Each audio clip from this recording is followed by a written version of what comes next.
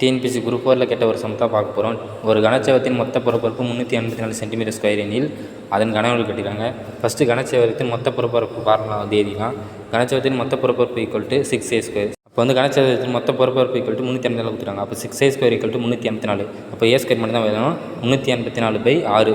இப்போ வந்து இது வந்து அடிக்கலாம்.